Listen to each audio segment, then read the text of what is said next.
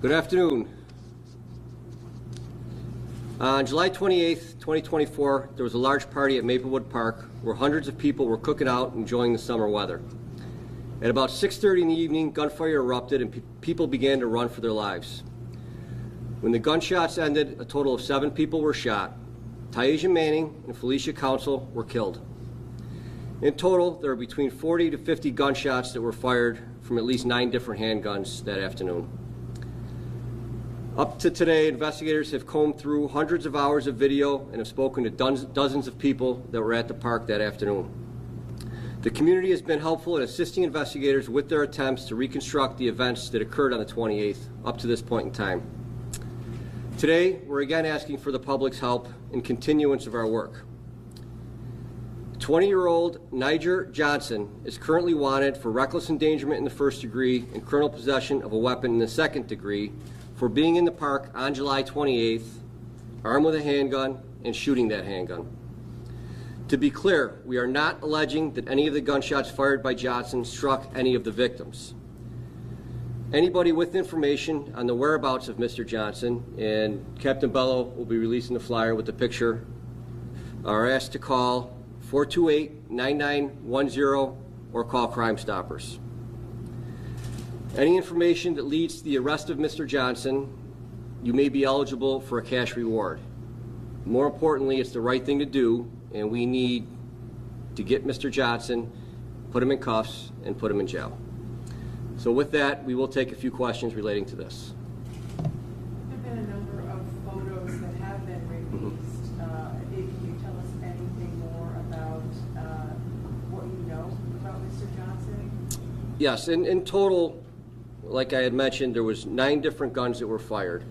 We've identified at least 16 people that were in the park that afternoon that were in fact armed with what appear to be handguns based upon video and photographs. Mr. Johnson, we believe has been ducking us up to this point.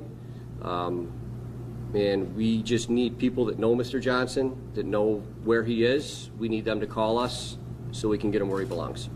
You're saying that you're not alleging that any of the shots that he fired actually struck the 2 women, or any other people that were struck at the event. But 16 people with guns, 9 different guns, 40 to 50 rounds. How do you determine who ended up shooting them? It's very challenging.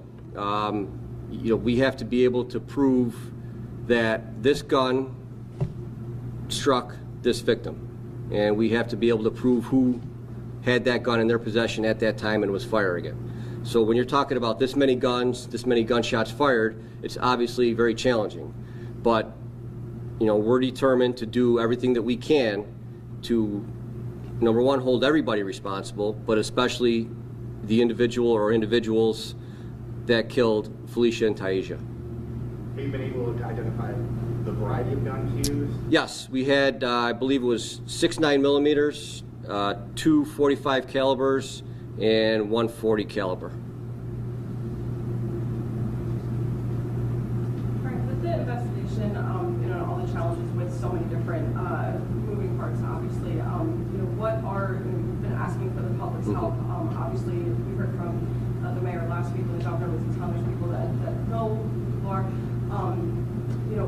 Speaking directly to people who do know something, how else can the general public assist here? Yeah, it is tough, and people have been great. We have spoken to dozens of people, many of which have come to us on their own fruition. In order to bring charges, it's not easy. It's very complicated. And giving us information to help us put the puzzle pieces together is great.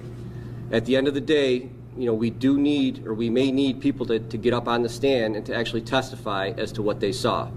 That sometimes proves a little more challenging, but quite frankly, it's been a little bit easier lately. So general information is great, and no information is insignificant as it may seem to whoever has that information. It may be very significant to us. That aside, we still have very stringent requirements to actually be able to bring charges and to have a successful prosecution and conviction. These 15 other people, any of the other ones been identified?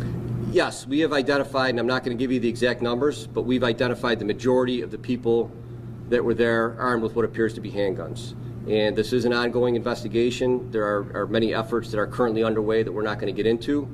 But, you know, we have identified everybody that was in the pictures that we had sent out. Then why just Mr. Johnson today? Again, it's very, and I don't want to get into the weeds, but it's very difficult. With Mr. Johnson, we can prove that he was armed with a operable working handgun, and we can prove where he was when he actually fired that handgun. We've uncovered evidence in the investigation which gets us over that very high threshold of being able to bring charges, and we're confident in getting a successful conviction on him. So without getting into the weeds, you know, we were able to put all the puzzle pieces together on the case against Mr. Johnson at this point.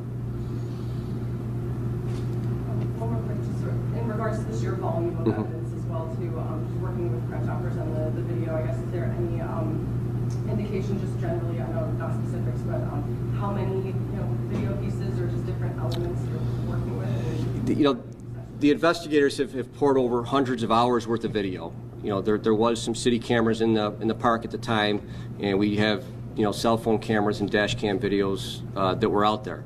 So it's a matter of watching all the videos. It's a matter of putting the different angles together, and it's, you know, extremely time consuming and extremely complicated, but it's a critical part of the investigation. And, you know, the guys and girls have been spending a lot of time doing that, and, you know, the fruits of that at this point is you know, we have a case against Mr. Johnson, and that's why we're actively asking the public to help us in finding him.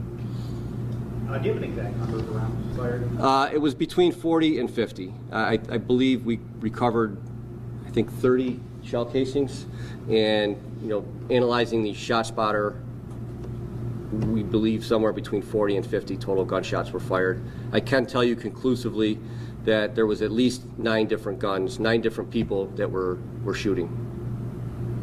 Do you think he was with anybody else that day? Or Mr. Johnson? Yeah. You know, that's tough to tell. I don't think that he was there by himself.